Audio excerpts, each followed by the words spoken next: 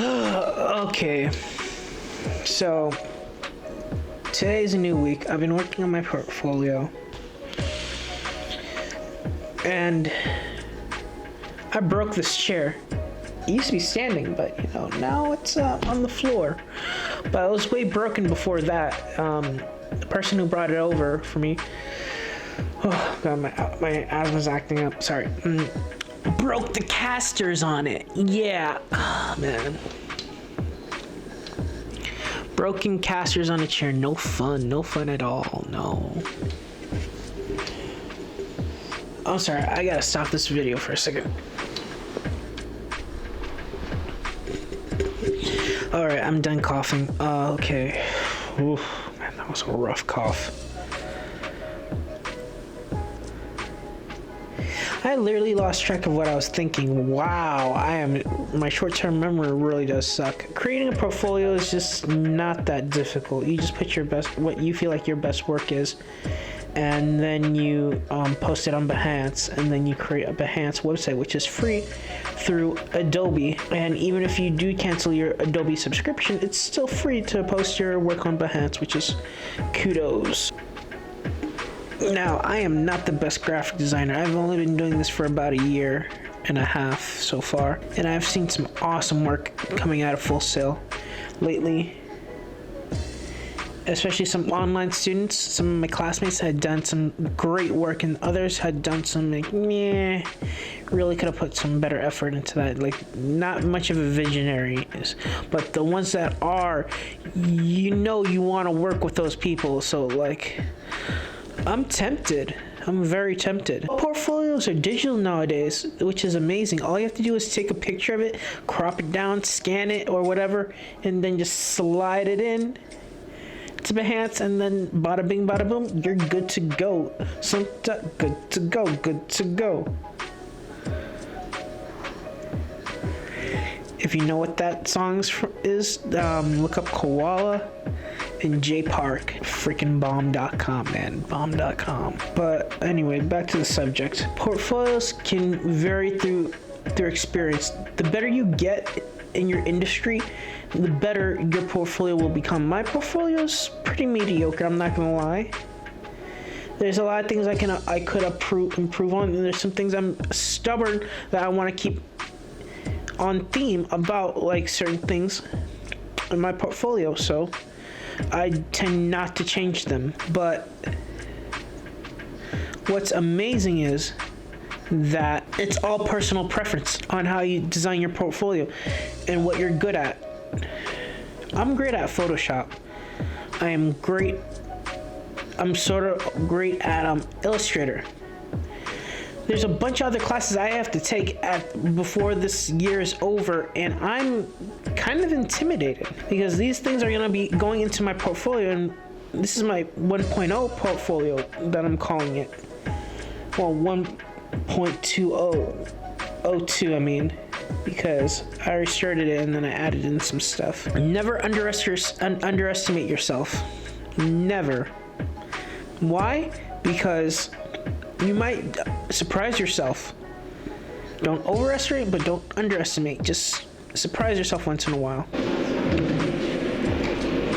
If you notice that I am not at home anymore, I am now at the coffee shop in the Cynic State. I kind of got tired and went to sleep after having dinner and didn't really feel like coming back to the camera after what happened after breaking the chair and having to change my clothes because I got into a heated sweat because I was so pissed. But anyway, back to creating a portfolio. When creating a portfolio on Behance, it's not that hard. You just upload your best work, and now if this video does well,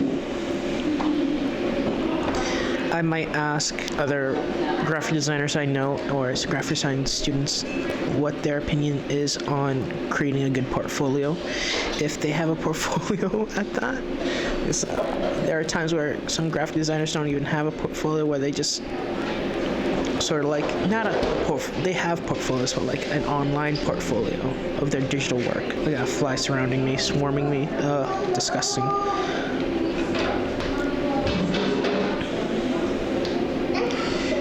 and I've been working on my portfolio for a while, so especially the portfolio webpage, making it as me as possible and unique, even though it's presets on Behance, but you can change that, especially if you're an HTML guru, which I am not. I got the sweet potato macchiato, something like that, graham macchiato. It's alright for what it is.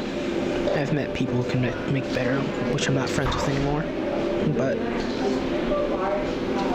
it's good. It's strong, not too strong. Okay, back to the subject.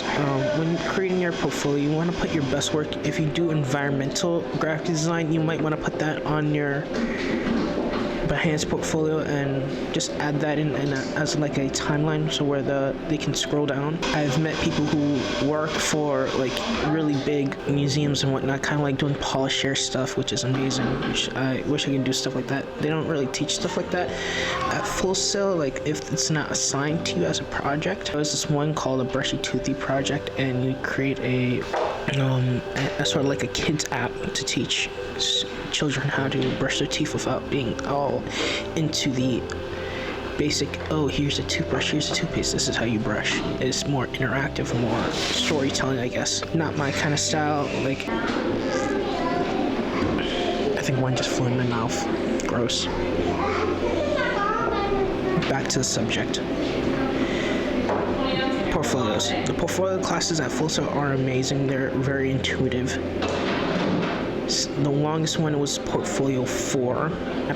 I did not put a lot of work into mine. At least I felt like I did, because I kind of took shortcuts, like creating my assets on Procreate and then converting it into a Photoshop file and then editing it in Photoshop or like any certain assets. But I did create my own brushes, so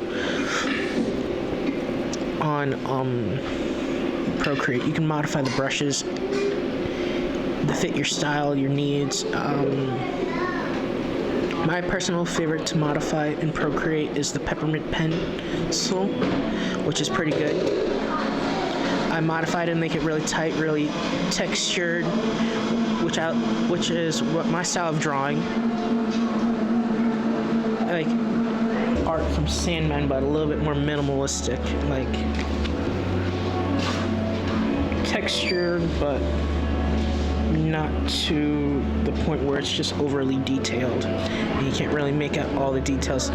So like something out of like the Secret of Kells, but not over the top, if that makes sense. And if you have never seen The Secret of Kells, I suggest you do. It's a very good movie.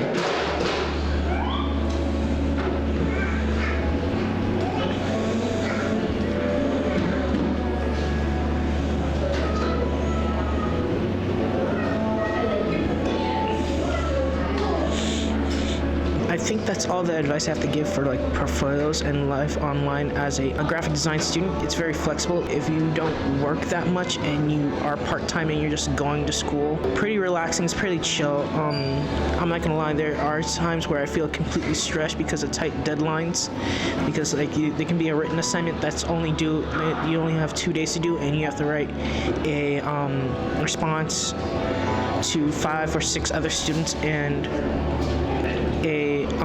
or in your own post with your own designs. Like that's happened to me,